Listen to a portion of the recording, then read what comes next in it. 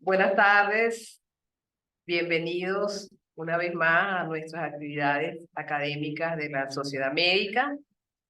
Esta tarde tenemos un tema muy interesante, sobre todo para los pediatras y también para los que no son pediatras, porque es un tema de verdad de mucho interés, no solamente nacional, sino también mundial, y que hemos querido tocar, dado a que la semana pasada, o hace 2 semanas, fue la semana de la lactancia materna. Recordemos que este día se promulgó para crear un poco de conciencia sobre la necesidad de amamantar a los niños. Para esta jornada de hoy, voy a dejar a la doctora Ana María Ravelo, quien es pediatra, puericultora, trabaja acá con nosotros en la institución y que va a ser la moderadora de esta actividad de hoy, que contamos con la presencia del doctor Rafael Godoy, la doctora Elizabeth Rodríguez y la doctora Eunice Lamper. Gracias por el apoyo, sean siempre bienvenidos. Adelante, Ana María.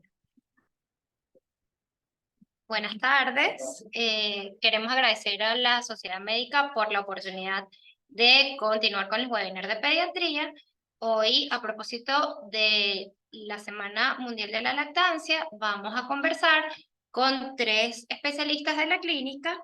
El primero de ellos es el doctor Rafael Godoy, quien es médico cirujano, egresado de la Universidad Central de Venezuela en 1975, con posgrado de pediatría en el Hospital José Ignacio Baldó, posgrado de perinatología, actualmente neonatología de la Maternidad Concepción Palacios, profesor de posgrado de pediatría y neonatología de la Universidad Central de Venezuela, miembro titular y honorario de la Sociedad Venezolana de Puericultura y Pediatría y presidente de la Comisión de Cultura de esta sociedad en 2019, vicepresidente del capítulo de neonatología de Venezuela del año 2021-2022, presidente del capítulo de neonatología de la Sociedad Venezolana de Puericultura y Pediatría actualmente, coordinador de la Unidad de Terapia Intensiva de Policlínica Metropolitana actualmente, magíster licenciado en Literatura Venezolana, curso universitario de locución, maestría en Historia de las Américas en la Universidad Católica Andrés Bello, doctorado en Historia en la Universidad Católica Andrés Bello y autor de 13 libros de temas de medicina, de poesía e historia. Dejo la palabra al doctor Rafael Godoy.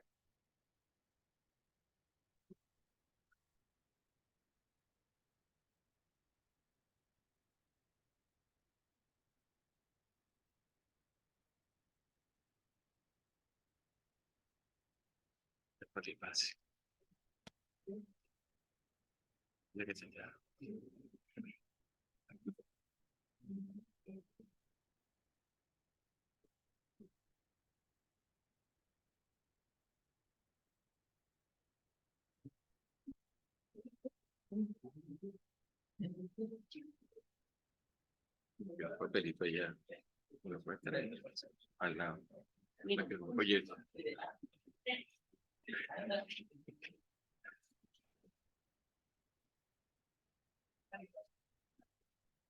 Buenas tardes.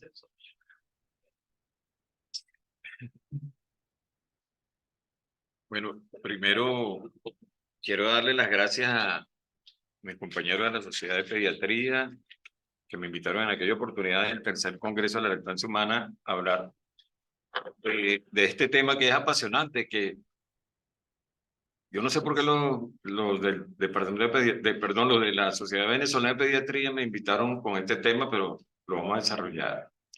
Primero quiero agradecerle como lo dije antes, a la Sociedad Médica de la Policlínica, porque tener la oportunidad de transmitir esta información es interesante, porque hay mucha controversia sobre la lactancia materna, que ahora ya no la llaman lactancia materna, sino lactancia humana, porque antes se podía dar alimentación que no era humana, lo cual es un término.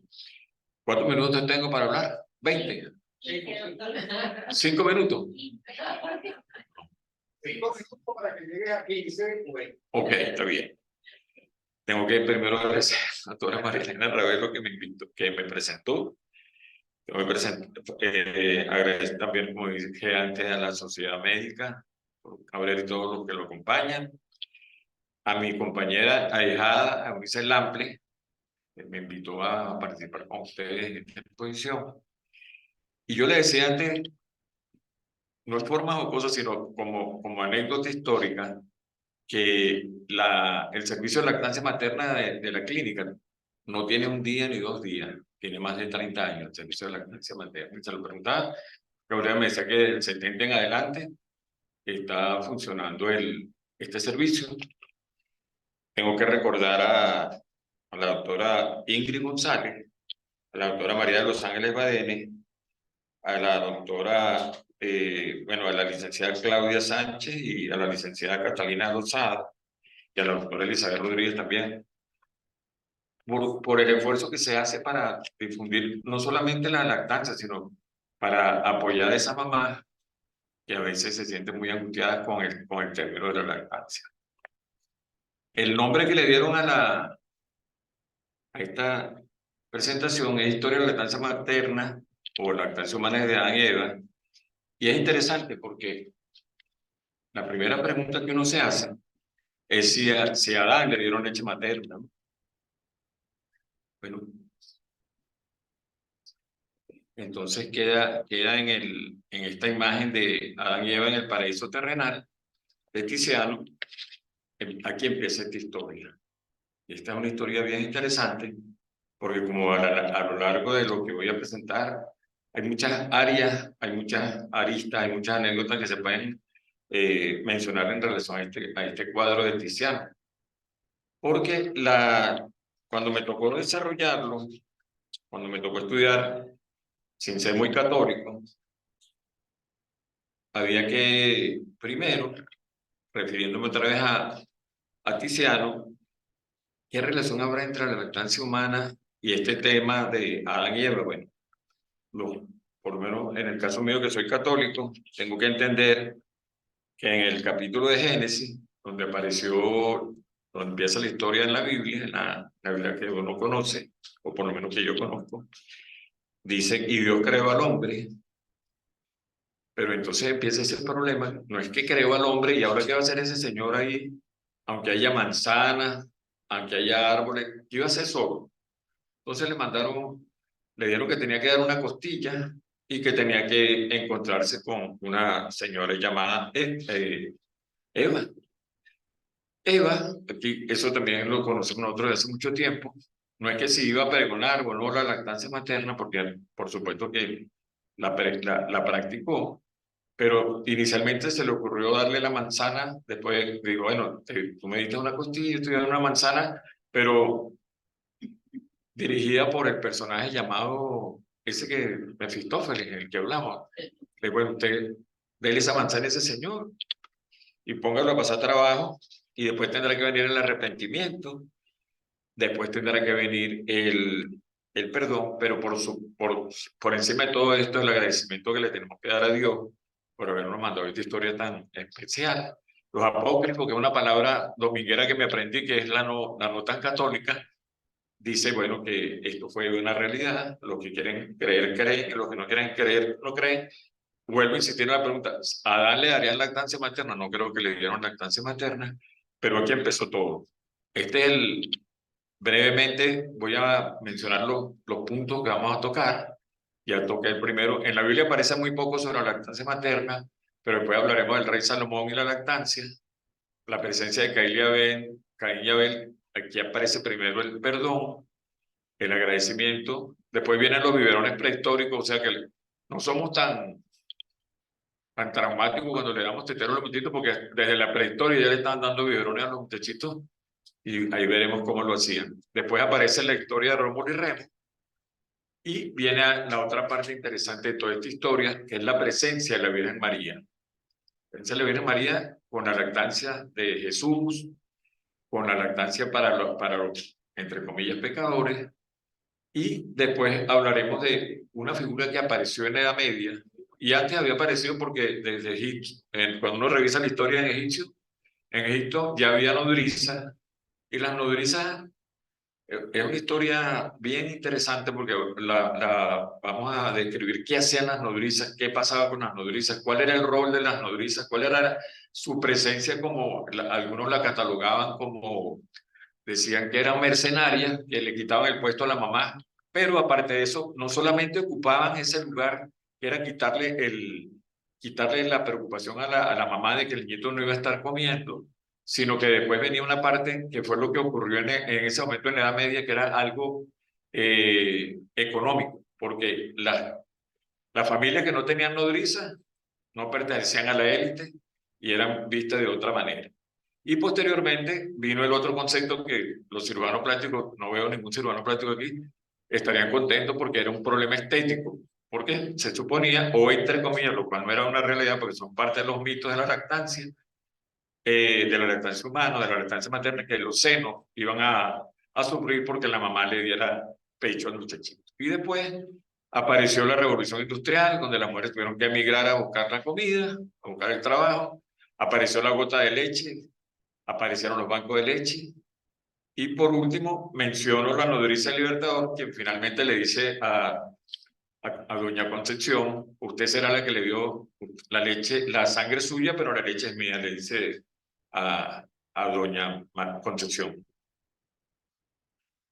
Lo que le dije antes, el capítulo de Génesis, donde hice la analogía de lo que pasó en ese momento, si había leche materna, si no había leche materna, el pecado, el arrepentimiento y finalmente el agradecimiento. Que aparece esta figura de Caín y Abel, donde empieza nuestro problema, porque aquí sí se ve que ya había lactancia materna con Eva, dándole a Caín y Abel. El doctor Reynosa no solamente me enseñó a mí que en la vida no hay nada de gratis, sino que siempre va a haber alguna consecuencia. Caín y Abel perdonó a Caín. Por supuesto, aquí se ve que hubo lactancia materna desde los tiempos de Adán y Eva con estos dos hermanos. Esta historia para mí fue bien interesante encontrarla nuevamente porque ustedes han oído muchísimas veces ese concepto, una solución salomónica. Estamos con un paciente delicado y ¿qué vamos a hacer con este paciente? Pues le damos una solución. Ah, bueno, esa es una solución salomónica. Pero esa solución salomónica viene del libro de los Reyes y aquí empieza nuevamente esa imagen de la lactancia materna, donde una señora y todos nosotros que hemos tenido la alegría y la bendición de poder ayudar a esa señora cuando tienen esos niñitos, sobre todo con la cesárea, dicen: mire señora, usted le da el pecho al niñito y lo mete en su cuna, porque puede ocurrir que el niñito se asfixie porque usted no se durmió, pues. Y en este caso ocurrió eso. En el libro de los Reyes aparece que la señora se le muere el muchachito y ella, como uno siempre diría, bueno, la señora buscó una solución, fue donde las vecinas y vio que el niñito de ella estaba vivo y lo cambió.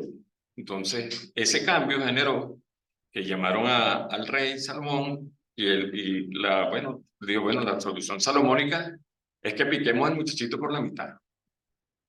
Y entonces la verdadera madre dijo: no, entrégueselo a la señora, yo no voy a picar ese niño por la mitad. Y de ahí surge ese concepto famoso de la decisión salomónica. Nunca me olvido de un niñito que nosotros lo llamamos, hicimos la anécdota en terapia del ratón Pérez, porque la mamá, que era la sobrina de una doctora de Punta Credesa, nos dijo: mire, ese niñito tiene una sepsis, pesa 700 gramos y hay que operarlo, y el doctor Klaus Meyer tiene que operarlo porque si no se va a quedar. Y la señora, me acuerdo de esa solución salomónica, nos dijo: bueno, opérelo porque si se muere por lo menos se trató de salvar al niñito, y el niñito se salvó. Nosotros lo llamamos la anécdota del ratón Pérez. O sea que cada vez que oigamos ese término de una solución salomónica, nos acordaremos de la lactancia materna de este muchachito. Aquí está lo que les mencioné anteriormente, los biberones prehistóricos. Es una historia apasionante también, porque encontraron estas vasijas en las tumbas donde estaban los muchachitos. Había dos posibilidades: o que los papás decían que se llevaran las vasijas, o que ellos reconocían que tenían que agradecerle el hecho de que en esa época tan antigua, en la prehistoria, se le diera alimentación no solamente con pecho, sino que ustedes ven que otro tipo de alimentos habían cabras, había otro tipo de alimentación, lo cual no era lo ideal tampoco. Esta es otra historia que todos le hemos oído desde el colegio, nos enseñaban la historia de Rómulo y Remo, que fueron los que fundaron Roma.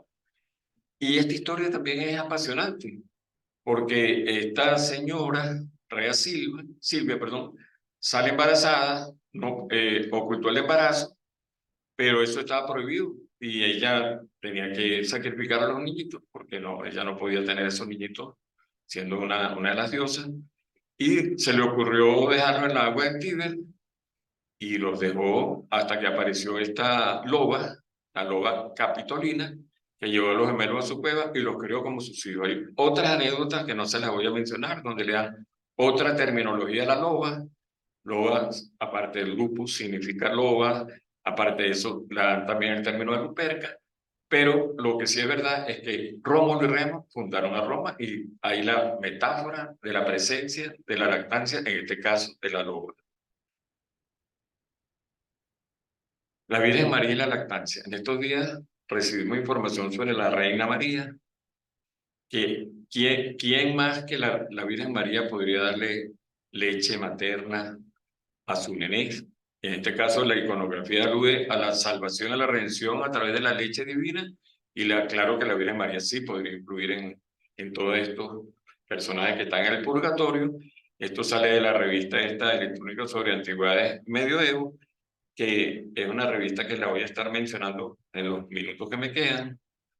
Aquí está también la Virgen María y la lactancia. En la historia de la infancia de Jesús, cuando iba a migrar, encontramos en referencia en la huida de Egipto, indicándonos que el niño tenía 2 años, o sea que hay que prolongar la lactancia materna. Esa pregunta siempre se la hacen a uno, que ¿hasta cuánto dura la lactancia materna de los niños que nosotros mandamos? Bueno, se supone que dice lactancia materna exclusiva durante 6 meses, pero hasta los 2 años. Bueno, ojalá pudiera ser. La cifra que da la cifra oficial es 90%, UNICEF y otra gente dice menos del 60%, menos del 40%. Hay diferentes estadísticas. Lo importante es que nosotros nos acordemos que en el siglo X hubo un médico que hizo un libro de obstetricia y de pediatría, me imagino, que se llama Arif Ibn Said. Y este señor de origen español hizo un libro donde le decía a la gente cómo era que tenía que dar la lactancia materna, y aquí empiezan a aparecer los neonatólogos, los pediatras, los gastroenterólogos, a ver el abdomen distendido a este muchachito, porque parece que le dieron trigo a la mamá, o lo que le dicen, no le den ni trigo, ni leche, ni el cítrico. Entonces, fíjense que el niño se está riendo, la mamá ya tiene lo que ustedes le enseñan a darle la lactancia, la técnica de la lactancia, pero hay distensión de asas de este muchachito. Y este doctor ya recomendaba la alimentación específica para la madre y la técnica de alimentación para no sobrecargarlo en lactancia, porque podría haber distensión. Este es un médico cordobés, y ya en el siglo X, imagínense, ya hablaban de distensión de asas, entre comillas, por exceso de leche o por una dieta inadecuada de la mamá. Aquí aparecerían otra vez los mitos de la lactancia. Y aparecieron aquí las nodrizas. A partir del siglo VI, especialmente entrada la Edad Media, cuando uno revisa la literatura, tiene tres momentos bien importantes: el descubrimiento de la brújula, el descubrimiento de la pólvora y la imprenta. Tres fechas bien concretas, pero que para nosotros en relación a la lactancia aparecen las nodrizas. La Edad Media termina cuando se descubre América, pero en ese interín, una de las anécdotas que reportan en relación a las nodrizas es que para saber si la leche que daba la nodriza era de buena calidad o de mala calidad, tenía que colocar una gota de leche en la región unguial, mano derecha, mano izquierda, y si esa gota de leche se desbordaba hacia las comisuras, por supuesto que para nosotros como técnicos diría, bueno, es que no tenía una concentración adecuada de proteínas y se escurría la leche a través de la uña. Bueno, y esa señora no era apta para ser nodriza de esa casa. Interesante esa historia. Y el énfasis de la lactancia materna como alimento importante, que las nodrizas después desaparecen con el Renacimiento, con el descubrimiento de América y la importación. Hubo 2 eventos, y eso uno lo visualiza de esta manera. Uno, la presencia de sífilis en América y la transmisión de blenorragia a Europa. Eso condicionaba que los que vinieron como esclavos podrían haber sido los que trajeron la sífilis, perdón, los que trajeron la sífilis o que después exportaron la blenorragia, y eso condicionó que las pobres nodrizas, que eran no, yo no las catalogaría como que eran mercenarias, sino que fueron de una gran ayuda para la crianza de estos muchachitos, que las mamás, si no querían o no podían dar leche, tendría que aparecer esta figura. Posteriormente viene esta imagen que a mí me pareció interesantísima, que es el entender el pensamiento, la parte estética y la parte económica de lo que se manejó con respecto a esta etapa después del Renacimiento por los impresionistas. Porque fíjense que hasta el perro lo llevaba para que viera cómo le estaba dando leche la nodriza al muchachito. El papá de un lado ahí observando, la mamá observando y la nodriza cumpliendo con su rol, porque no era que eran mercenarios, sino que colaboraban dentro de su capacidad para darle la lactancia materna a los muchachitos. Los impresionistas y la lactancia. La nodriza de Angele alimentando a Juliette Manet.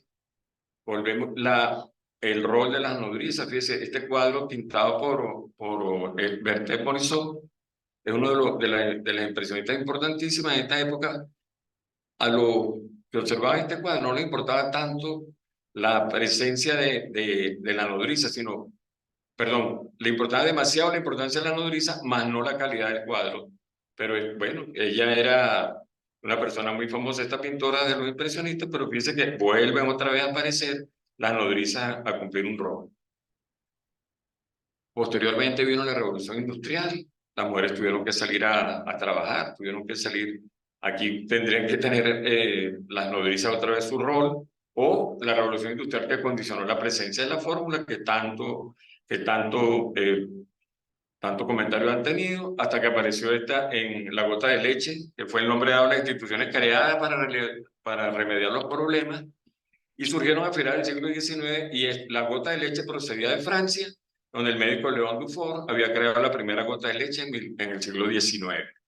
Interesante porque cuando estuvimos presentando esto, apareció el término mi gota de leche, que ahora lo mencionaremos, que lamentablemente mi gota de leche en el hospital de niños en este momento no está funcionando. Ojalá que funcionara, y lo mencionamos en la conferencia cuando lo vimos en IES. Los bancos de leche. ¿Cuánta controversia no han generado los bancos de leche y tan necesarios que son los bancos de leche?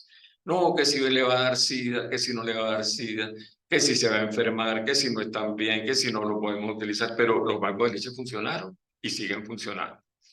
Cuando uno revisa la historia, en el siglo XIX y en el siglo XX, este médico, de ahí viene el término de Escherichia coli, Theodore Escherichia, fue un destacado pediatra famoso por el descubrimiento de la bacteria Escherichia coli y su relación con la lactancia.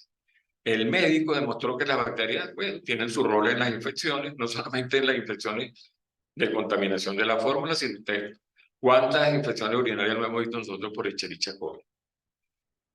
Y viene ahora la figura, como ya no me quedan sino 5 minutos, tengo que mencionar a la nodriza del Libertador. La nodriza, la reláfica de la negra Hipólita de Andrés Eloy Blanco es bien interesante, porque se están cumpliendo 240 años del nacimiento de Bolívar y se están cumpliendo 260 años de la aparición de la negra Hipólita, bueno, a la que Andrés Eloy le hace este verso, y donde dice que toda esta parte tan interesante, que los invito a que revisen esta poesía, y que al final dice, para su mamita la envía, que usted es su mamá, sí, la sangre es suya, pero la leche es mía, dice la negra Hipólita. Estas son las organizaciones que UNICEF gentilmente me dio para uno hacer mención, que son las organizaciones de protección, promoción y apoyo de la lactancia materna en Venezuela. Aparece, por supuesto, UNICEF como coordinadora, Galanma, Celanma, y lo que les dije antes, que se transformó en la Casa Grande, mi gota de leche, por la doctora Belén Niño, que hizo y hace una labor muy importante en la promoción de la lactancia materna, por supuesto con OPS además y UNICEF además. Como está de moda la Barbie, no la podíamos dejar de poner, porque aquí está lactando la Barbie, pues. Entonces, teníamos que mencionar, si vamos a hablar de la historia de la lactancia, todos ustedes jugaron con Barbie.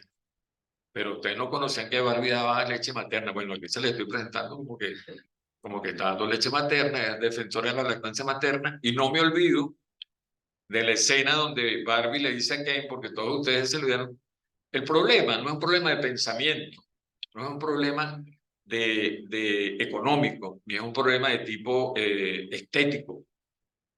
Ken, yo le voy a dar leche al nené, aunque ellos no tuvieron hijos, ¿no? Porque yo sepa, no tuvieron Ken y Barbie no tuvieron hijos. El problema no es que le dé, que tú digas o no digas, yo le voy a dar leche materna al muchachito. Es una decisión de la mamá que hay que respetar, por supuesto, ¿no? Eso en todos los libros al final aparece, la decisión finalmente de la lactancia materna la tiene la madre, que ojalá que siempre sea la madre la que decide esto, y por supuesto que hay que hacer inducción. Y la Barbie, en esa película tan espectacular, que si no la han visto se lo recomiendo, dice, no, esa película es muy taquillera, pero me parece menos taquillera que la película otra de Oppenheimer, donde nosotros tenemos que ver un diálogo que se establece durante toda una película, pero que finalmente tenemos que defender la parte que lo acusaba de comunista, pero hubo muchos muertos detrás de la película. No voy a entrar en esa controversia, pero a mí sí me gustó más la Barbie y el concepto es bien claro. Barbie le dice a Ken, la que creó a Barbie, se lo dice, que es la parte interesantísima de esta película. Usted tiene que entender una sola cosa, que los hombres pasan y las obras quedan. Y la obra es la lactancia humana o la lactancia materna. Ese es el gran mito. Existirán mitos sobre la lactancia. No voy a detallar esto porque tenemos que hacerle propaganda a la lactancia materna. Y aquí está. Okay. Vean esta muchacha aquí, es una mamá perfecta porque tiene un muchito de más de 3 años dándole pecho. Bueno, la estadística es bien concreta. La estadística dice que Holanda 2 a 3 años, Japón 5 años, Esquimales 7 años, en la Academia Americana de Pediatría supuestamente programa un año. Leonardo da Vinci con su cuadro diría que la Virgen María nos dice que le demos leche el tiempo que la mamá, bueno, pueda. Y en verdad que este cuadro generó muchas controversias. Este cuadro tiene tiempo. Esto no es nuevo, este cuadro, pero todavía las mamás seguirán decidiendo cuándo le van a dar pecho. Lo que pasa es que hay hitos que también se prolongan. Y aquí está Marsupialito, la lactancia materna, la hija mía cuando tuvo la alegría de estar con nosotros para ayudar a los muchachitos a prolongar la lactancia materna. Gracias por haberme escuchado. ¿Okay?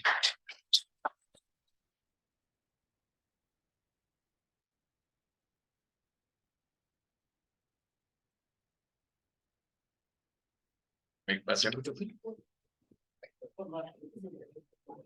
Muchas gracias, doctor Godoy, por su charla tan interesante e ilustrativa.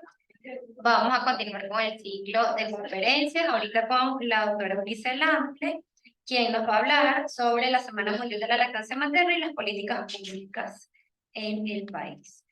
La doctora Eunice Lample es médico pediatra neonatólogo de la Universidad Central de Venezuela, consultor internacional de lactancia materna, coordinador de IPIFAM en Venezuela, integrante del Clúster de Nutrición de la UNICEF, coautora de la Ley de Promoción y Protección de la Lactancia Materna del 2007 y resoluciones ministeriales de la número 405, 444 y en el 2004 la resolución conjunta del 2006 y actualmente está participando en el equipo de redacción del reglamento de la ley del 2012. Experiencia en alimentación infantil y emergencias de INVIFAM, facilitadora del taller de regional del INVIFAM, colaboradora de guía operativa de la toma de decisiones de emergencia del COVID-19, integrante del Task Force, consultora del UNICEF Venezuela en varios proyectos de lactancia materna y madre canguro, directora de cursos como la actualización del Código Internacional de Comercialización de los subsidiarios de la leche materna, resoluciones posteriores de la AMS y la Ley Nacional y Promoción de Protección de la Lactancia Materna.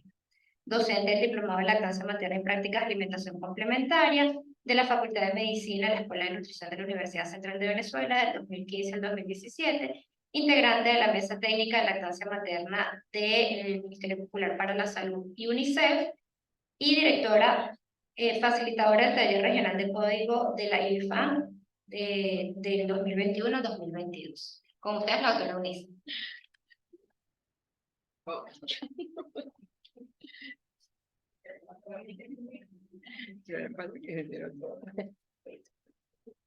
Okay.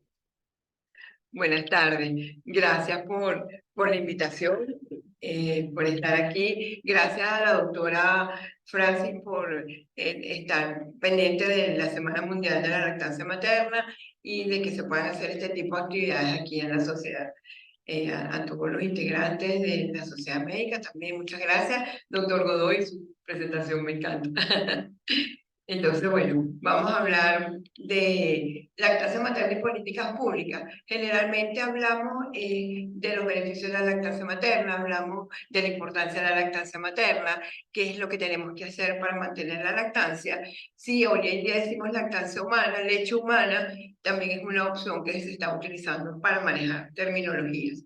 Pero hay algo que es muy importante que son las políticas. ¿Por qué? Porque definitivamente una de las líneas importantes de los programas de lactancia materna en el mundo y lo que da excelentes resultados es cuando hay políticas públicas que protegen la lactancia materna, cuando hay políticas de salud, cuando hay políticas en los establecimientos de salud, cuando hay políticas en los trabajos. Es decir, todo eso genera un apoyo importante a la madre que está amamantando, a la familia que amamanta, y vemos resultados excelentes. Este año, la Semana Mundial versa sobre facilitar la lactancia materna acerca de las necesidades de las madres y los padres trabajadores para facilitar la lactancia. Ya no solo hablamos de la madre, sino de la importancia de la parentalidad, cómo el padre con unos permisos adecuados, cómo el padre se involucra en este proceso y cómo es importante apoyarlo. Como vemos, la ruedita, ¿verdad?, que tiene el logo, el lema de la semana, es porque tiene que ver con...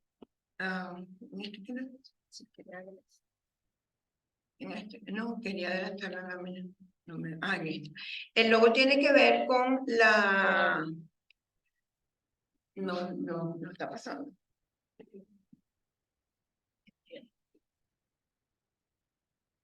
Ajá. El logo tiene que ver con los objetivos del desarrollo sustentable, ¿verdad?, para el 2030. Entonces, toda la lactancia materna, todo el programa de leche materna está involucrado con los objetivos para el desarrollo sustentable. Los 17 objetivos tienen que ver con la lactancia materna. Eso es muy importante. Entonces, sabemos que la lactancia materna es la estrategia de mayor impacto y más bajo costo para disminuir la mortalidad infantil. Estamos hablando, y no solo infantil, también la materna se ve disminuida. Estamos hablando de disminuir 20.000 muertes maternas cada año y 823.000 muertes infantiles cada año. Esto representa un ahorro de aproximadamente 302.000 millones de dólares en pérdidas económicas. O sea, es un ahorro, indudablemente, trabajar con leche materna y los programas en los países. Entonces uno dice, bueno, ¿de qué se mueren nuestros niños, nuestras niñas? Esto es algo grande, ¿verdad? Pero tiene que ver, o sea, la mortalidad de nuestros niños menores de un mes entre el 2000 y el 2018 se redujo de 19.4 a 18.3 por mil. Sigue siendo una cifra muy alta, igual la mortalidad materna sigue siendo muy alta, como el número de prematuros que no varía del 20%. Esto implicó una disminución de un 5.8%, pero sin embargo sigue siendo muy alto. La sepsis es un 25%, las neumonías 15.5%, las malformaciones congénitas el 14.6%, pero fíjense cómo el control prenatal no adecuado genera casi el 100% de las defunciones. Esto es muy importante tomarlo en cuenta porque es justamente durante el control prenatal cuando nosotros podemos empezar a trabajar de manera activa promocionando la lactancia materna en la madre que está embarazada. Las enfermedades prevenibles de la infancia, como las diarreas, las neumonías, así como la desnutrición y la anemia, provocan muertes infantiles en los menores de 5 años y dentro de esto los menores de 2 años son los más afectados. La leche humana. Es una proteína de alto valor biológico, rica en nutrientes y oligoelementos específicos del ser humano. Es un alimento vivo, con un gran potencial inmunológico y una microbiota específica para el organismo recién nacido, del lactante, del preescolar y el escolar. ¿Por qué? Porque nosotros decimos amamantar de manera exclusiva los primeros 6 meses y mantener con alimentación complementaria, oportunidad adecuada, la leche materna hasta los 2 años de edad y más. Es biodisponible, no necesita ni agua, ni electricidad o combustible para prepararla y almacenarla, y mucho menos de algún implemento para administrarla. Es ecológica y no genera desecho. Entonces, es una de las grandes inversiones en salud para la supervivencia de los niños y mujeres. Estamos hablando de que para las madres estamos disminuyendo la incidencia de cáncer de mama y cáncer de ovario de una manera importante. Disminuye también las cifras de hipertensión arterial, de osteoporosis, ¿verdad?, en las madres. Y en cuanto a los niños, sabemos que los niños amamantados tienen 17 veces menos riesgo de tener infecciones gastrointestinales. Tenemos una disminución importante, más del 13% de riesgo de tener obesidad infantil y tener malnutrición. Igualmente, estamos hablando de que tienen un 35% menos de riesgo de tener enfermedades como la diabetes tipo 2. En la última década, la prevalencia de lactancia materna exclusiva ha aumentado en 10 puntos porcentuales hasta alcanzar más o menos el 48% en todo el mundo.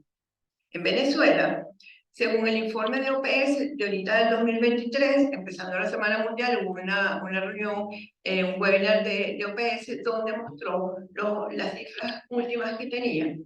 Y se habla de que nosotros en Venezuela tenemos un 61% de inicio temprano de lactancia materna en la primera hora de vida. Es verdad, las mamás inician la lactancia en la primera hora de vida, sí, empiezan a amamantar prontamente en los establecimientos de salud, tanto los públicos como privados. Las mamás empiezan a amamantar, pero lamentablemente ese inicio temprano no se refleja después en la continuación de lactancia materna en los primeros 6 meses, que es alrededor del 58%. Y si hablamos de lactancia prolongada a partir de 11 meses hasta 23 meses, baja a 45%. O sea, nosotros nos mantenemos en un porcentaje alrededor del 40%, como se encuentra más o menos en toda la región. Realmente el objetivo mundial es que para el 2030 se pudiera alcanzar el 70% de lactancia materna. Pero para ello hay muchos obstáculos frente a los cuales nos encontramos, que afrontan las mujeres y las familias para lograrlo. Entonces, eso es parte de lo que queremos destacar, y por eso se habla de que las políticas públicas tienen que proteger la lactancia. Entonces uno dice, todos sabemos la importancia de la leche materna, todos sabemos lo que significa amamantar y los beneficios que definitivamente trae al niño, a la niña, a las mujeres, a la familia, a la sociedad, a los establecimientos de salud, a un país, al mundo, ¿verdad? Y entonces, ¿por qué seguimos teniendo tasas bajas? ¿Por qué no tenemos 70% de lactancia materna exclusiva, por ejemplo, en los primeros 6 meses? Indudablemente, sabemos que hay niños que por alguna razón médica pudieran no haber recibido leche materna. Pero la Organización Mundial de la Salud dice que deberían ser los menos, ¿verdad? Entonces, ¿qué es lo que pasa? Entonces, si nos encontramos con esto, vemos que las tasas inadecuadas de lactancia se deben a factores socioculturales, a factores asociados a los sistemas de salud, a factores comerciales, así como un desconocimiento deficiente de lo que es la lactancia materna. Entonces nos encontramos con, entre estos factores, creencias de los cuidadores y de la sociedad que favorecen la alimentación mixta, es decir, creencia que los lactantes necesitan agua, compotas, cereales, harina, en fin, una cantidad de alimentos, fórmulas, antes de los 6 meses, porque piensan que la leche materna por sí sola no es suficiente. Entonces, son creencias, ¿verdad? Después, ¿qué más tenemos? Prácticas y políticas hospitalarias y sanitarias que no apoyan la lactancia materna. La gente dice, sí, la mamá que se lo ponga al pecho, pero no es póngaselo al pecho. Hay que saber trabajar como una mamá, hay que tener conocimientos, hay que estar, tener habilidades de consejería con las madres, enseñar a saber nosotros cómo manejarlo. O sea, no es lo mismo que yo sepa cómo manejar una mastitis, cómo manejar una plétora, como una confusión de pezones en un bebé, a decirle a la mamá, dele teta. Entonces, eso es importante. Entonces, las políticas hospitalarias, ¿verdad? La iniciativa Hospital Amigo del Niño debería estar en todos nuestros establecimientos de salud, porque además está pautado por las políticas públicas que nosotros tenemos. Hay ausencia de personas de apoyo capacitadas en los centros de salud y en la comunidad. No todo el mundo puede apoyarlas. Y las comunidades importantes, los grupos de las madres en las comunidades son importantes para apoyarse unos a otros en la práctica de la lactancia. Hay una promoción agresiva, poco ética, de los preparados para lactantes, de las leches en polvo y otros sucedáneos. O sea, las madres son invadidas, las familias son invadidas por el marketing poco ético y agresivo de la industria láctea de alimentos infantiles. Y eso es una de las principales causas de abandono de la lactancia.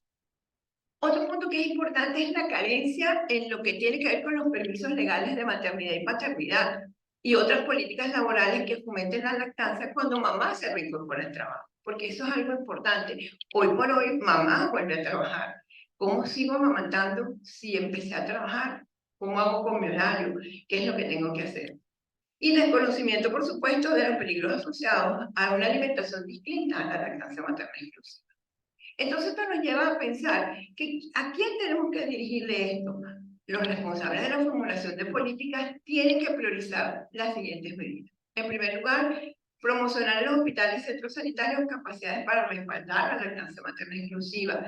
Hay que impulsar la iniciativa Hospital Amigo del Niño, que son 10 pasos que se generaron cuando hubo la reunión conjunta en 1989, cuando hubo la declaración de Innocenti, nace la iniciativa Hospital Amigo del Niño y de la Madre, un programa abanderado por UNICEF para hacer los hospitales amigos, las clínicas amigas, los centros de salud amigos, ¿verdad? Y hoy llegamos a hablar de empresas amigas de la lactancia, porque entonces queremos que las empresas tengan puntos importantes de protección dentro de sus políticas de las empresas, tengan puntos importantes a favor de proteger la lactancia.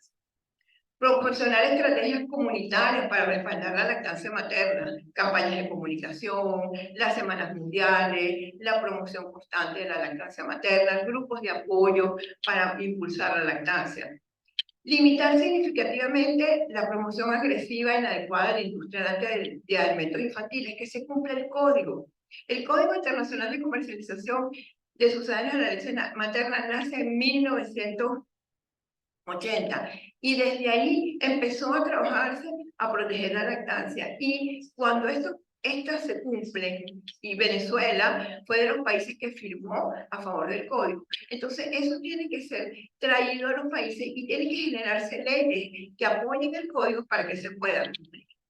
Hay que capacitar a las mujeres para practicar la lactancia materna exclusiva, implantando los permisos de maternidad pagados y obligatorio de 6 meses, así como políticas que las animen a amamantar a sus hijos en el trabajo y en lugares públicos, que tengan guarderías, que tengan salas de lactancia en los trabajos. Hay que invertir en lactancia materna, porque definitivamente es la única forma de que podamos tener programas exitosos de lactancia materna. Y hablando de lo que tiene que ver con lactancia y trabajo, que es además el tema que nos toca este año, ¿verdad? La Organización Internacional del Trabajo, en el convenio número 183 del año 2000, los países que cumplen estas normas básicas, ya vamos a ver cuáles son, han aumentado de 72 a 83. Pero esto es verdad que han aumentado en disponer políticas, pero no todas las cumplen, hay muchas irregularidades. Nosotros en Venezuela tenemos un marco legal muy bueno, porque sí lo tenemos. Y la Ley Orgánica del Trabajo de los Trabajadores y de las Trabajadoras y la Ley de Protección y Promoción de la Lactancia Materna, la nueva LOT es del 2012, la Ley de Promoción de la Lactancia es del 2007, y se establece 26 semanas.Nosotros estamos por encima de lo que pauta la Organización Internacional del Trabajo. 6 meses de permiso de maternidad pagados después del nacimiento del niño o la niña. Esto está por encima de la recomendación 191. Entonces es importante saber que nosotros tenemos eso. Realmente solamente hay 43 países en el mundo que cumplen con este convenio de la R191, la resolución 191 de la Organización Internacional del Trabajo. Y nosotros somos uno de ellos que la tenemos. ¿Okay?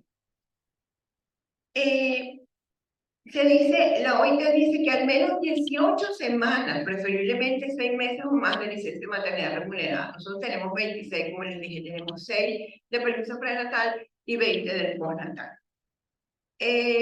Las bases jurídicas que tenemos nosotros en Venezuela tenemos la Ley de Promoción y Protección a la Lactancia Materna, la resolución conjunta del Ministerio de Salud y el Ministerio del Trabajo del 2006. Esta resolución fue la que nació para decir que se autorizaba, que se decretaba que las mamás cuando estuvieran, reiniciaran su trabajo, podían disponer de 1 hora para amamantar. O sea, para ir a su casa y amamantar. Posteriormente, cuando en el 2012 sale la nueva LOT, el permiso se extendió a 3 horas. O sea, las mamás tienen 1 hora y media por jornada.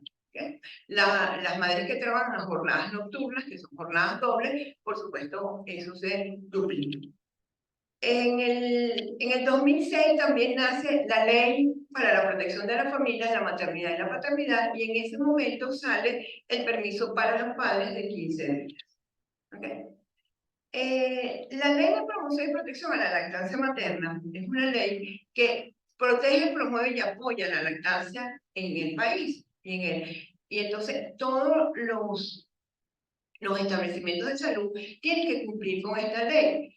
¿Cuál es el gran problema? Que no tenemos un reglamento. O sea, la ley existe, entonces uno dice, bueno, es letra muerta, porque si bien existe la ley y se conoce, y eso tiene que conocerla todos los directores, los jefes de servicio, lo tenemos que conocer todos nosotros, ¿qué es lo que significa esta ley? ¿Qué artículos tiene? ¿Qué es lo que protege? ¿Qué es lo que promueve? Entonces, como no tenemos un reglamento, no se termina de ejecutar. Pero eso tiene que ser cumplido. Entonces, la ley está y sobre el reglamento se está trabajando. Lamentablemente, el reglamento está engavetado, se ha engavetado varias veces y no se ha podido llevar a que sea totalmente aprobado, pero en el país todo el mundo conoce la ley de promoción y protección a la lactancia materna y por lo tanto tienen que cumplirla aunque no haya un reglamento. Fíjense que la licencia de maternidad aumenta la práctica de la lactancia materna porque indudablemente si la mamá se siente protegida, si la mamá tiene su permiso para amamantar, ella va a amamantar con mucho más tiempo, ella va a poder hacerlo. Pero hoy por hoy se dice que hay más de 500 millones de mujeres en el mundo que no son protegidas laboralmente durante su proceso de lactancia, su proceso de embarazo y de lactancia. Que es terrible, pues, que eso no existe. Igualmente, en la ley de la LOT salió la acumulación de los descansos pre y postnatal, que es el artículo 338, que dice que cuando la trabajadora no haga uso de todo el descanso prenatal por autorización médica o porque el parto sobrevenga antes de la fecha prevista, el tiempo no utilizado se acumulará al periodo de descanso postnatal. O sea, que si la mamá tiene un bebé prematuro o la mamá tiene un embarazo de alto riesgo y tiene que salir antes del tiempo que le corresponde, eso hay que tomar en cuenta cuándo son sus 40 semanas para realmente contar todo el tiempo. Hasta entonces es un permiso por enfermedad o por patología o porque así lo necesita el bebé. El artículo 339, que es el de la licencia por paternidad, y los descansos por adopción, que también están contemplados en el artículo 340 para aquellas madres adoptivas y familias adoptivas, las cuales también están protegidas para que puedan amamantar y para que puedan estar con sus bebés. ¿Por qué beneficia la lactancia materna en las áreas de trabajo? Porque es tan importante, ¿verdad? En primer lugar, porque hay menos ausentismo laboral. Las mamás están más tranquilas, más confiadas. Los costos de atención médica son más bajos, indudablemente, porque los bebés se van a enfermar menos. Hay reducción del cambio frecuente del personal, hay más estabilidad en la nómina de trabajo y menos gastos para el entrenamiento de nuevo personal. Por supuesto, más satisfacción laboral, mayor productividad por parte de los empleados, de las empleadas, y hay una imagen positiva de la empresa en la comunidad, por ser una empresa que se preocupa por el bienestar de sus empleados. Y eso es así. Cuando la gente dice, por ejemplo, en la clínica metropolitana hay un servicio de lactancia, y en ese servicio de lactancia las mamás acuden a ese servicio, pero las empleadas también pueden acudir al servicio de lactancia a extraerse su leche durante su jornada de trabajo. Eso le da una visión diferente, ¿Por qué? Porque definitivamente es amigable con la madre, es amigable con la familia y está protegiendo los derechos fundamentales, que es el derecho a alimentación que tienen los bebés. Entonces, eso da una imagen siempre en positivo. ¿Qué se puede hacer en el lugar de trabajo? Bueno, dar las licencias para la maternidad a las madres para que consigan establecer su lactancia, facilitarle a las madres el regreso al trabajo, brindándoles tiempo y lugar para el amamantamiento y espacios para extraerse y almacenar la leche. Uno dice, y es para todas las empresas, o sea, tanto públicas, privadas, empresas mixtas, ministerios, en fin, todos tienen que tener áreas, porque cuando la mamá empieza a trabajar y entonces uno le dice, bueno, vas a extraerte la leche, que de eso pues va a hablar Elizabeth después, vas a extraerte la leche, te vas a llevar la leche para tu casa para dársela a tu bebé, entonces la mamá dice, bueno, doctora, ¿y dónde me extraigo la leche? Entonces, la mayoría tiene que ir al baño. Pero es que el baño no es para extraerse la leche materna. La leche materna es un alimento vivo. Es un alimento que, que hay que manejarse con las medidas básicas de higiene. No necesitamos un área especial para poder extraerse la leche, pero es un área que esté destinada para extraerme la leche. Entonces, no me voy a extraer la leche tampoco si está en mi puesto en la oficina, que pasa todo el mundo y yo estoy allí y me van a ver extrayéndome la leche. No, entonces tiene que haber privacidad para la madre para hacer su extracción. Entonces por eso es importante tener esos espacios. También la ley dice que las guarderías, si hay una guardería en el mismo sitio de trabajo, eso es estupendo, porque mamá deja a su bebé de ya de 6 meses en la guardería, 7 meses, ella está trabajando, busca a su bebé, lo amamanta y sigue trabajando. Eso le da confort a la madre y las hace sentir muy bien y además promociona la lactancia, ayuda a que la lactancia sea prolongada y tienes un empleado que realmente está satisfecho y que puede generar cambios importantes. Hay que apoyar a los colegas mientras amamantan, eso también es importante, porque ¿qué pasa? Vemos que la gente dice, no, aquella se fue más temprano porque y que está amamantando, pero eso es mentira. Esa se fue a comprar, o se fue a pajarear, o esa está dando fórmula. Esa da tetero, doctora, porque le dicen a uno que no está trabajando. Dice, no, eso está dando tetero, esa no está dando lactancia. No importa. Realmente para eso no importa, en el sentido de que eso es un derecho de las madres para ir a amamantar a sus hijos, para ir a alimentar a sus hijos, que tiene que ser respetado. Y los colegas, o sea, los compañeros de trabajo tienen que entenderlo. Que yo me quedo un poquito más recargada de trabajo porque ella se fue más temprano. Bueno, el día que a mí me toque, pues ella se recargará por mí. Eso hay que entenderlo. Entonces hay que darle, las madres necesitan, las madres y los padres necesitan ese abrazo que nosotros les damos, ese apoyo constante que se les da desde las políticas públicas, el profesional de la salud, la familia, la sociedad. Tenemos que apoyarlos. Indudablemente que amamantar es mucho más fácil cuando hay una persona que me asesora en lactancia, en quien confiamos, a quien puedo llamar, cuando el lugar de trabajo me apoya, ¿verdad? Y cuando todos se ofrecen a apoyar a esta mamá. Una sala de lactancia no es más que un espacio físico con buena ventilación, buena iluminación y que brinde comodidad a la madre trabajadora para extraer su leche y colocarle su recipiente previamente esterilizado. Las salas de lactancia y los descansos para amamantar o extraer leche materna en el lugar de trabajo son intervenciones de muy bajo costo que pueden mejorar la lactancia, el rendimiento laboral y la permanencia en el puesto de trabajo. Es necesario proteger, insisto, en las prácticas comerciales frente a las prácticas comerciales abusivas de la industria comercial de preparados lácteos. Hay que adoptar el Código Internacional de Comercialización, las resoluciones de la Asamblea Mundial de la Salud. No podemos tener conflictos de interés. Hoy por hoy, los conflictos de interés entre la industria de alimentos infantiles y los profesionales de salud es muy severa y genera grandes complicaciones para la alimentación infantil en todo sentido, no solo con leche materna, sino con toda la cantidad de ultraprocesados que los niños están consumiendo. Y yo siempre digo, ¿cuál es el primer ultraprocesado que consume un bebé? La fórmula láctea, porque es un alimento total y absolutamente preparado en un laboratorio, total y absolutamente artificial, lleno de componentes que están agregándole, cuando la leche materna tiene absolutamente todo lo que el bebé va a necesitar. El apoyo a la lactancia materna involucra a muchísimos actores y muchos niveles. Las mujeres necesitan el apoyo de los servicios de salud, los centros de trabajo y la comunidad para amamantar de forma óptima, pasando de un nivel a otro. Es lo que llamamos cadena efectiva de apoyo a la lactancia materna. Aquí vemos cuáles son los componentes de la protección integral de la maternidad, porque por ahí empieza todo. Protegemos a la madre embarazada, ¿verdad? Entonces, protección a nivel de los establecimientos de salud, los permisos de maternidad, que la madre tenga sus permisos remunerados, que no la discriminen, que no la rebajen su trabajo, que no digan que porque estás en edad fértil o estás embarazada no te puedo contratar. Los permisos para amamantar y el apoyo una vez a los bebés con las guarderías para... Bueno, esta foto me parece lindísima y siempre y la pongo porque ahí está el bebé soñando muerto de la risa, como diciendo, me voy a despertar a las 3, a las 4, a las 5 y a las 6, porque eso tiene que ver con cuando la mamá dice, bueno, doctora, ¿y él cuándo va a dormir? ¿Y será que él duerme y se despierta? Bueno, ahí está el bebé soñando, ay, qué rico, a las 3, a las 4, a las 5 y a las 6. Muchas gracias.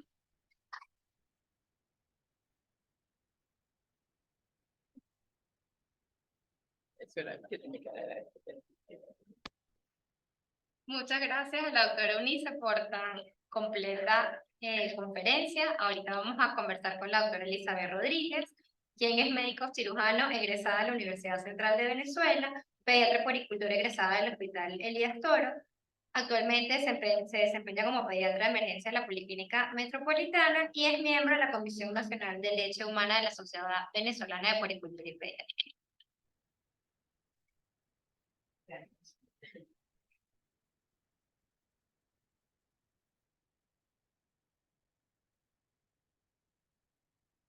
Buenas tardes a todos. Gracias a la Policlínica Metropolitana, la Sociedad Médica, gracias a los profesores y grandes doctores, doctor Godoy y la doctora Eunice Lample, y todos los presentes. Vamos a hablar entonces de mamá prepara la lactancia para ir a trabajar.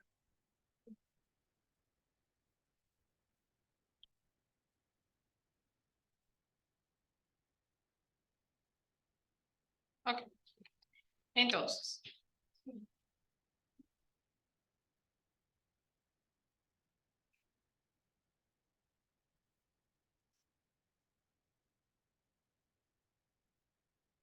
ya hemos visto en las exposiciones anteriores el lema de este año, que es facilitar la lactancia materna, marcando las diferencias para las madres y padres que trabajan.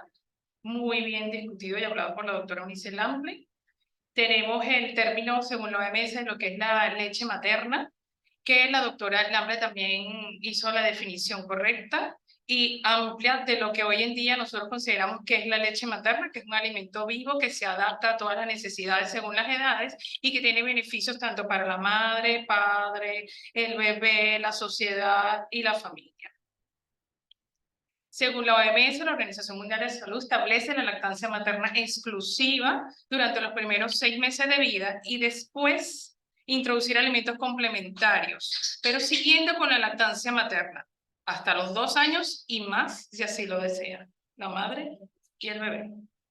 Preparar a la mamá no es trabajo solamente de ella, es prepararnos a todos. El pediatra es pilar fundamental para preparar a la madre, pero tenemos que compartir esa responsabilidad de trabajar en equipo. Eso significa que todo el equipo y personal de salud tiene que apoyar la lactancia materna. Ahí invitamos a los obstetras, aquí presentes, invitamos a todo el personal de la clínica, sea personal de enfermería, de los hospitales, invitamos al personal administrativo, hasta las camareras, para que sepan todo lo que está relacionado con la lactancia materna y se familiaricen, para ayudar no solamente a los padres, sino a las familias. Nosotros como pediatras debemos de informar las ventajas y los métodos y técnicas para la futura alimentación que va a tener su hijo. La educación de los progenitores que impartimos antes y después del parto nos dará el éxito de la lactancia materna. ¿Qué punto traemos aquí? Y lo estamos resaltando y volvemos y hablamos durante toda la reunión y se habló en el Congreso Nacional de Lactancia, la consulta prenatal pediátrica. Es un punto importante que se tiene que retomar y fomentar hoy en día. Es tratar de que los obstetras refieran a esta madre en el segundo trimestre del embarazo, si es posible, para que nosotros podamos brindarle las herramientas, las técnicas a estos papás, a la familia, al cuidador. Tenemos que quitar esos mitos de la lactancia materna y hablarle de los beneficios de la leche humana, tanto para la mamá, como nos nombró la doctora Lambre, como para el bebé, como para la sociedad. Preparar a la madre. ¿Por qué? Porque ellas nos van a venir con preguntas. Nosotras tenemos que contestarle las dudas que tienen esas mamás y a la vez tenemos que informarles de las técnicas y cómo va a ser efectiva esa lactancia materna. Porque ellos, desde que ya ellos están embarazados o antes, ya ellos han planificado qué alimento le van a dar al bebé, cómo lo van a alimentar. Entonces, tratemos en la consulta prenatal pediátrica de convencerlos de los beneficios que tiene esta lactancia humana. Hay que hablarle a mamá, claro, de la alimentación que debe ser adecuada durante el embarazo, porque esto va a repercutir en la salud y bienestar tanto de la madre como para el bebé. Y incorporar a toda la familia. En la consulta prenatal no puede ser solamente la mamá. Ahí tiene que ir papá, tiene que ir el que lo va a cuidar, tiene que ir la abuela y, si es posible, hasta los hermanitos. La extracción de la leche materna es necesaria cuando las madres y los hijos no pueden estar juntos. Entonces aquí traigo a este pequeñín que les va a decir cómo lo vamos a poder hacer.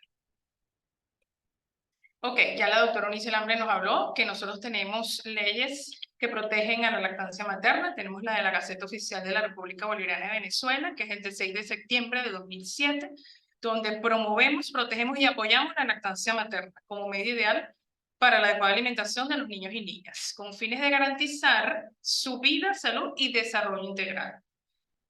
Tenemos también la LOT, que es la Ley de los Trabajadores, Trabajadoras, que en el 2012, como habló la doctora Lambre, hay un artículo que es el 336, que hay que respetarlo, que es el descanso 6 semanas antes del parto y 20 semanas después. O un mayor tiempo si hay causa de una enfermedad que amerite que mamá esté con el bebé o el bebé tenga algún impedimento y necesite que su madre esté con él. Para extraer la leche, ¿cuál es la importancia de esta extracción de la leche materna? ¿Qué nos va a permitir? Producir cuando no es posible dar el pecho en situaciones especiales, enfermedades, hospitalizaciones de prematuro, cuando la madre de repente, por ejemplo, tenga una sepsis, mantener esa producción, tenemos que extraerle la leche. Hay que continuar, ¿okay? Alimentando de una forma saludable al bebé. Hay que prevenir y aliviar a las mujeres lo que es mastitis, obstrucciones. Vamos a guardar esa leche para dársela posteriormente y vamos a aumentar y mantener la producción de la leche materna. Eso es lo importante de la extracción. Traigo este punto donde dice mamá prepara para la extracción, porque es importante que cuando esté en la consulta prenatal no llegue la mamá el día viernes que quiere empezar a trabajar el día lunes. Es recomendable que lo haga 15 días a un mes antes inclusive, porque hay que prepararla a la mamá y a la persona que va a estar a cargo de ese bebé, de las técnicas de la extracción, de almacenamiento, de conservación. Y punto importante es darle tiempo al bebé para que se acostumbre a la persona que lo va a cuidar, para que se acostumbre a la nueva técnica, porque viene la preocupación de que cuando tenemos el bebé no va a querer tomar la cantidad de leche humana, que el bebé no se adapta, que no le gusta el cuidador. Entonces necesitamos que en la consulta prenatal esté mamá, bebé y la persona que lo va a cuidar para nosotros poder ir entrenándolo y evitar la preocupación del cuidador y la madre cuando esté trabajando. Cuando vamos a realizar la extracción, mamá debe tener los siguientes puntos a considerar y debe realizarse. El lavado de las manos, que ya todos sabemos que en la pandemia hemos hecho un buen lavado de las manos. Buscar un lugar silencioso, un lugar acorde, como nombró la doctora, un lugar donde mamá se pueda relajar, donde pueda ver una foto de su bebé en el dispositivo, porque esto es un estímulo externo que le va a ayudar a la bajada de su leche. Puede realizar ejercicio de relajación, se puede tomar una infusión, lo que ella necesite con tal de que estar tranquila y poder extraer su leche. Usar tapabocas en caso de gripe o cualquier otra enfermedad. Y vamos a tener disponibles recipientes donde ella va a almacenar, de plástico libres de BPA, de vidrio o bolsas plásticas. Los rótulos y etiquetas son necesarios que estén a mano también de mamá y bueno, va a tener que ver qué va a ser, si una extracción manual o una extracción mecánica. Si va a ser un extractor, tenerlo limpio y bien armado. Si vamos a hacerle la extracción, tanto manual como la extracción mecánica, tenemos que enseñarle a la mamá que hay un reflejo de bajada o eyección láctea, que simplemente son 3 técnicas, son masajear, frotar y sacudir. El masaje lo puede hacer oprimiendo con estos 3 dedos, índice, medio y anular. Lo va a realizar de forma circular, va a ir rotando por toda la mama.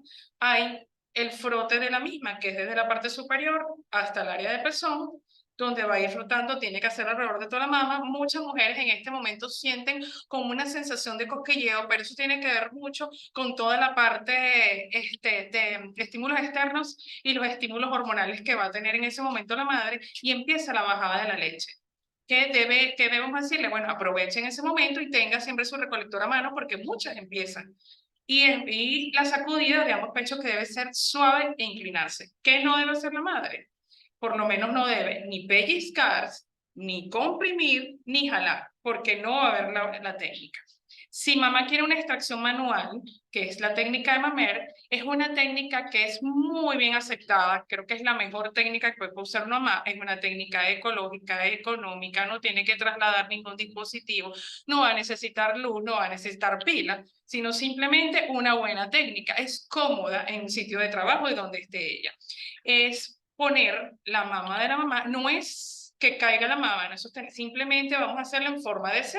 El pulgar y el índice medio anular va abajo, vamos a colocarlo como 2-3 centímetros por encima de la areola, retraemos la mama hacia la caja torácica o hacia el tórax y luego deslizamos ambos dedos, índice, medio y el pulgar hacia el pezón. Movimientos como que si fuera de ordeños. Lo van a hacer suave, mamá puede modular la intensidad de la presión y lo va a hacer rotándose por todos los cuadrantes de la mama. Y ahí es cuando va a tratar de, digamos, simular la succión del bebé. Tienen que hacer al principio movimientos que sean rítmicos, irregulares, y luego van a hacer movimientos un poco más alargados. ¿Cómo lo puede realizar? Bueno, puede ser 5 minutos, 5, 3, 3, 2 y 2. Lo importante es que la extracción del pecho sea completa, o sea, que la extracción de esa leche humana ella siente que sea completa, porque la primera parte ya va a ver que es un poco líquida, que es un poco más suave, y la última parte de la leche que nos importa, que es la parte grasa, es la que llena al bebé y es la que tiene elementos importantes para su alimentación. Si mamá no quiere una extracción manual y mamá lo que quiere es un extractor mecánico, hoy en día este extractor, para que sepan, no se utiliza, es el extractor de bocina y bicicleta. ¿Por qué? Porque si ve esa parte que parece la bocina, la parte verde, cuando lo vamos a esterilizar no queda completamente esterilizado y contamina la leche que vamos a almacenar. Por lo tanto, hoy en día no recomendamos el uso. ¿Cuáles son los extractores manuales que podemos tener a nivel comercial? Pueden ser de palanca o cilíndricos, que aquí se los traigo. Hay diversos según la mamá tenga en el área que esté viva. ¿Y qué vamos a hacer con el extractor manual? Simplemente debe ser, primero, bien armado, que mamá entienda cómo los debe armar, cómo los va a esterilizar. Suelen ser más económicos que los extractores eléctricos.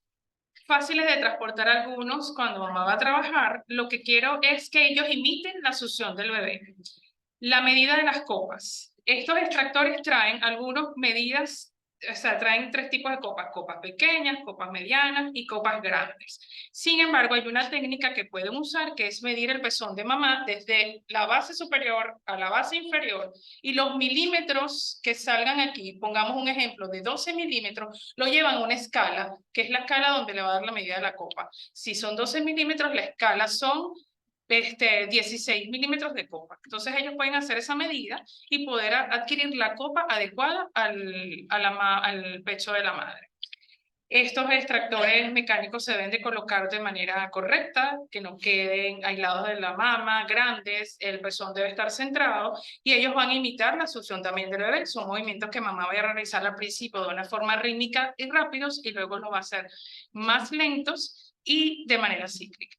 Ellos tienen su envase plástico donde mamá puede almacenar y llevar a su casa posteriormente.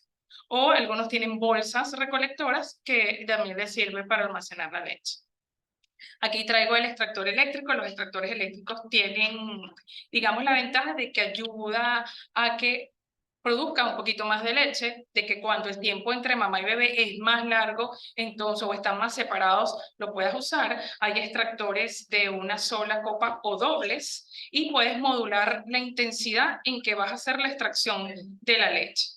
¿Qué desventajas tenemos? El costo que tienen estos extractores, de que si usted está en una zona donde no hay luz o hay problemas de luz, va a tener fallas, y si usted se le olvidó las pilas en casa, el extractor es que hay de pila, entonces le falló. ¿Qué va a hacer usted? Hacer la extracción manual. Entonces quedamos en que la extracción manual sigue siendo una de las mejores técnicas hoy en día. Después de que mamá extrajo la leche, nosotros necesitamos almacenar la leche. ¿Cómo la almacenamos? Bueno, en recipientes plásticos libres de BPA. Estos recipientes tienen que tener tapas plásticas de rosca herméticos y recipientes de vidrio. Estos recipientes de vidrio también tienen que ser de tapas plásticas, y vamos a usar bolsas. Las bolsitas traemos aquí, acotación, las bolsas comerciales que tienen muchas casas, y hoy en la actualidad, por situación y en algunos países, usamos las bolsas Ziploc, ¿ok? Hay quienes no están de acuerdo, pero sigue siendo una opción, es una opción que mamá puede tener a mano y que puede estar en diferentes automercados, y las puede fácilmente conservar su leche humana. No podemos llenar esos envases hasta el tope fuerte, porque la leche cuando se congela se expande, y llenar pequeñas cantidades de 60, 90, 120. ¿Por qué? Bueno, porque el niño cuando se está adaptando al principio quizás no tome grandes cantidades, y toda esa leche que no va a tomar el bebé, que yo saqué para dársela, no la puedo volver a guardar. Ya está, se contamina. Entonces estamos perdiendo un alimento valioso tanto para el bebé como para la mamá. Entonces empecemos con pequeñas cantidades. También son fáciles de guardar y fáciles de poder administrar. Aquí vemos los potes que parecen de compota. Estos son los que no estamos recomendando. Estas tapas de metal se pueden oxidar y contaminar. Aquí vemos que cuando hacemos el almacenaje de las bolsitas, tenemos que tener siempre rotulado el nombre, la fecha y la cantidad de ml. Estas bolsas pueden estar en la nevera. La recomendación de nosotros hoy en día es que usen toppers o envases plásticos y las coloquen en orden, que vaya desde la más antigua adelante hasta la más nueva extracción para atrás. Ellas tienen que estar colocadas en el fondo de la nevera, en el fondo del congelador, nunca hacia la puerta, porque el abrir y cerrar puede desnaturalizar parte de la leche, y ese cambio de temperatura no está bien para la leche humana. Aquí tenemos para conservar la leche materna. Estos son dos cuadros que les traje a cotación. Está el del Ministerio de Salud de Chile y el del País Vasco en España en el 2017. Simplemente tenemos que enseñarle a mamá que la leche materna o leche humana, hago la concepción de leche humana, hablamos mucho para la parte científica, leche materna cuando queremos hablarle a mamá, puede estar en temperatura ambiente 6 a 8 horas, 4 a 8 horas, usted puede extraerse pequeñas cantidades, tenerla en ambiente y luego llevarla a la misma temperatura en la nevera. Cuando hablamos de la nevera, aquí mucho entendemos a mamá y decirle como palabra sencilla, usted tiene la nevera y tiene el congelador, para que ella entienda. En la nevera usted la va a colocar en la parte de atrás de la nevera, y si usted está segura que lo va a dar al día siguiente y que no, o sea, que la va a dar, se va a ir el lunes y el martes la va a dar, déjenla en la nevera, porque puede durarle 24, 48 hasta 72 horas. Si mamá no está segura de que no la va a dar al día siguiente, o en muchos bancos de leche prefieren, es congelar la leche de una vez, traer y congelarla. Y entonces cuando la van a congelar, ahí es cuando tú le tienes que hablar a mamá de cómo es la nevera, qué es lo que tiene en casa, si es una nevera de una sola puerta, si es una nevera de 2 puertas o tiene un congelador. Si es una nevera de una sola puerta, hay bibliografías que nos dicen que puede durar inclusive 14 hasta un mes. Si es una de doble puerta o 2 puertas, usted le puede durar la leche 3 meses congelada. Y si es un congelador industrial o esos congeladores grandes aparte, puede durar de 3 a 6 meses. Inclusive, esta bibliografía que da de España dice que hasta 12 meses si tenemos un congelador con una temperatura de menos 20 grados centígrados. De este lado vemos los que son los según la temperatura del ambiente y el tiempo que puede durar la leche materna. ¿Cómo administrar la leche materna? Bueno, aquí es cuando tenemos que sentarnos con mamá, porque toda leche congelada la vamos a sacar la noche anterior, la colocamos en la heladera o nevera y debe usarse las 24 horas posteriores a sacarla. Cuando la dejan en la nevera, algunos la sacan a aire ambiente y esperan que se vaya descongelando. ¿Cómo la va a calentar mamá o qué va a hacer de repente mamá? ¿Cómo la va a calentar el cuidador, el que esté con el bebé? Bueno, de una forma sencilla, esta leche humana se descongela y posteriormente tú puedes agarrar el chorro de agua tibia que tienes en casa y empezar a descongelarla o que se termine de descongelar, o vas a hacer un baño de María que dicen diferido. Usted va a poner a calentar el agua, no va a meter el envase dentro del agua para que no pueda hervir, sino simplemente caliente su agua. Hoy en día tenemos tantas ventajas como tener un termómetro de esos de alimentos. Usted puede medirle la temperatura que sea óptima, entre 26 y 27 grados centígrados, y después introduzca esta leche que ha sido almacenada, y lo importante es que usted mueva y mezcle la leche. No va a ser un movimiento brusco, va a ser un movimiento así como si fuera de las pipetas que usan en el laboratorio para mezclar todos los componentes de la leche, sobre todo sus partes grasas. No recomendamos el uso de microondas hoy en día, uno, porque desnaturaliza, dos, porque no sabemos la cantidad de calor que puede tener estos envases, puede quemar tanto al cuidador como al bebé. No recomendamos tampoco el uso de biberones, ni chupones, ni nada, porque puede traer algo que nombró la doctora Ulises, una confusión de mamila pesó. Entonces viene la preocupación del cuidador porque el bebé no quiere agarrarme el biberón, o la preocupación de mamá que llegó del trabajo, ¿qué pasa que el bebé no me agarra otra vez el pecho? Entonces, preferible dar la leche materna en vasitos plásticos que están aptos para alimento, en las tapitas de los mismos. Usen el tetero mejor para que la tapita la usen para darle la leche al bebé, y lo demás para guardarla en la nevera, pero no lo usen para darle la lactancia materna al bebé. Cucharilla puede usar, use jeringa, y hay quienes usan dediles, ¿ok? Hay quienes usen sonditas cuando están alimentándose y son prematuros. O sea, hay formas de que la consejera o la persona capacitada le puede decir cómo usted va a administrarle la leche. Una vez la leche descongelada, recuerden que no la puede volver a utilizar, debe ser desechada.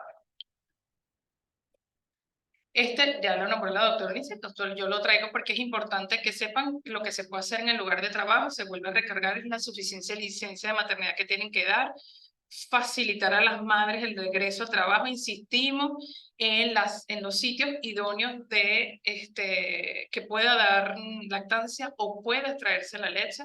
Lo que dijo la doctora Ulises es verdad, todos hablamos de que nosotros no comemos en el baño, eso es a nivel mundial, eso es algo que está en la bibliografía, tal cual recalcado, sino que necesitamos un lugar donde las mamás puedan extraer su leche, conservarla y llevarla a su casa.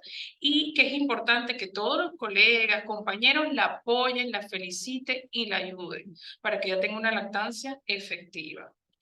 Aquí traigo un modelo de las salas de lactancia materna. Es un modelo muy sencillo que se puede establecer en cualquier sitio de empresas, de trabajo. Estos modelos permiten a mamá poder extraerse la leche, descansar, puede ser en horas de desayuno, puede hacerlo en el almuerzo, le pueden traer al bebé para que ella pueda realizar su lactancia, y lo puedes implementar en cualquier área de trabajo que tenga la madre. Y para culminar, nosotros hicimos este poema cuando hablamos de este tema, y dice: preparando a mamá para su lactancia materna, preparando mi lactancia para comenzar a trabajar con paciencia y técnicas para nada fallar. Me siento una madre segura de que mi bebé está recibiendo mi leche que extraje durante un tiempo. Paso a paso y poquito a poquito voy llenando los potecitos con goticas de leche y de amor a mi niño. Cuando dan mi leche en mi ausencia, me enseña que puedo cuidar a mi niño con esmero, darle salud y amor eterno. Gracias.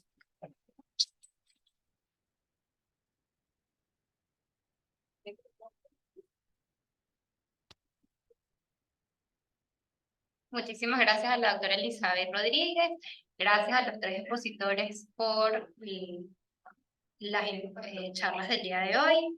Si hay alguien en la sala que tenga alguna pregunta.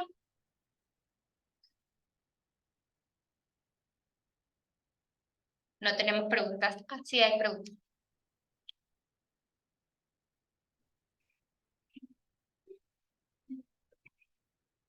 Ah, no, sí.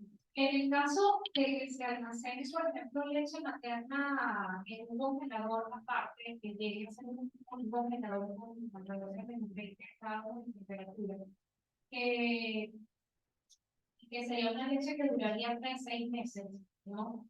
Incluso no sé si más tiempo. ¿Cómo se hace, por ejemplo, que una madre se ordeñe y esa leche va a tener las características aptas para el bebé de esa edad en el momento que se está produciendo la leche, ¿no? La leche va modificándose conforme el padre va creciendo. Sí, acuérdate que está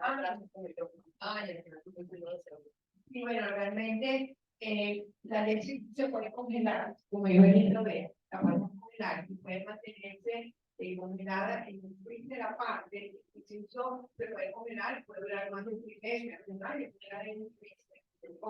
Ahora, la idea de la casa es que más de 3 meses que es suficiente. Hoy por hoy manejamos la cifra de 3 meses. Cambio en la leche, lo que podemos encontrar es algunos cambios en las grasas y en los oligoelementos, puede variar, pero lo que es la proteína, la parte de inmunoglobulina, eso no se altera para nada. A veces puede cambiar un poquito el sabor, sí puede ser por producto de la grasa, pero no pasa nada con las características fisicoquímicas de la leche, realmente sigue siendo excelente para administrarse la leche. O sea, no hay cambio que uno diga que la leche se está alterando, que no corresponde a la edad.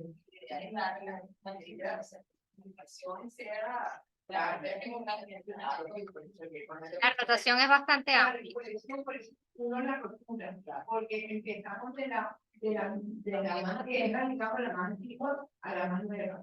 Yo siempre le digo a las mamás que se traiga la leche es como cuando uno va a ahorrar cualquier cosa. No es que me toque sacar la leche hoy para mañana, que tengan los antes. Entonces, esa es la que van usando, que tiene 2 o 3 días antes, es la que voy usando, ¿no? Siempre hacer así.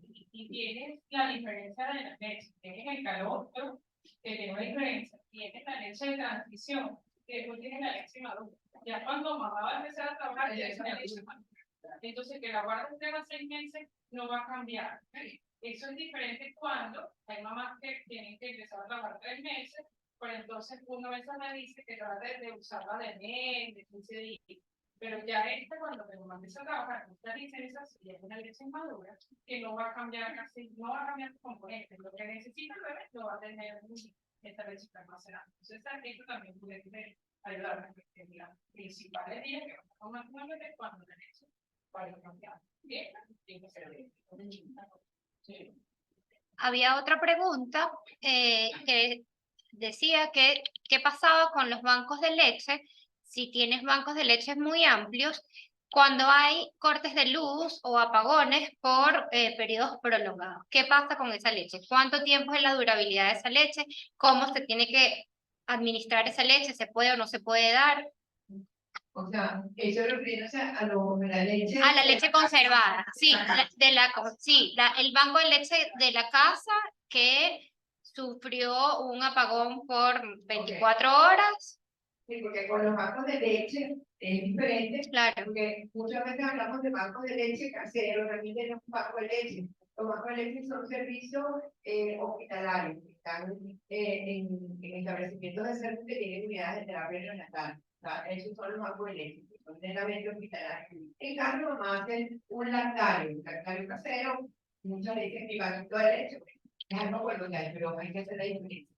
¿Qué hacemos?